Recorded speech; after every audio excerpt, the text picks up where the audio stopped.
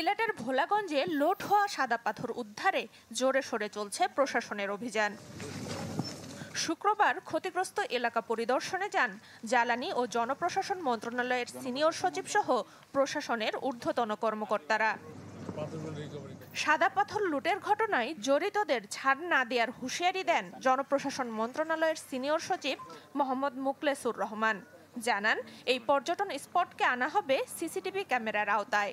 আর জ্বালানি ও খনিজ সম্পদ মন্ত্রণালয়ের সচিব বলেন, ভোলাগঞ্জের সৌন্দর্য আগের মতো ফিরিয়ে আনতে সর্বোচ্চ চেষ্টা করা হবে।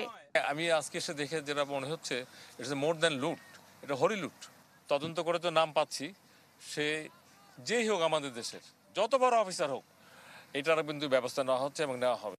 হিরন আরও মিনারেল ওয়াটার মাত্র 50 পয়সায় প্রতি লিটার। প্রাকৃতিকভাবে যে জিনিসটা উৎপন্ন হয়, প্রাকৃতিকভাবে যেটা আসলে এখানে সাজানো হয়, সেটা তো আসলে মানুষের পক্ষে সম্ভব না। তাই আমরা যতটুকু চেষ্টা করছি যে এই পাথরগুলিকে কিছু ফিরিয়ে এনে ওর সৌন্দর্য কিছু রাখা যায় কিনা। জেলা প্রশাসক বলেন, সাদা পাথর থেকে যেন একটি পাথরও চুরি না হয় সে ব্যবস্থা নেওয়া হবে। যে পাথরগুলি লুট হয়ে গেছে, সেগুলি কোথায় আছে এখন সেগুলি খুঁজে বের করার চেষ্টা করছি, রেস্কিউ করার চেষ্টা করছি, প্রথম কাজ। একই সাথে এটার সাথে কারা কারা জড়িত ছিল এবং তাদের অপরাধের মাত্রা অনুযায়ী প্রত্যেককে আমরা আইনের আওতায় আনার চেষ্টা করছি। এদিকে সাদা পাথর লুটপাটে 42 জন রাজনীতিবিদ ও প্রভাবশালী ব্যক্তির সংশ্লিষ্টতার প্রমাণ পেয়েছে দুদক।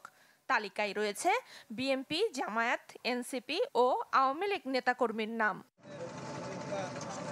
Desk report, channel 24।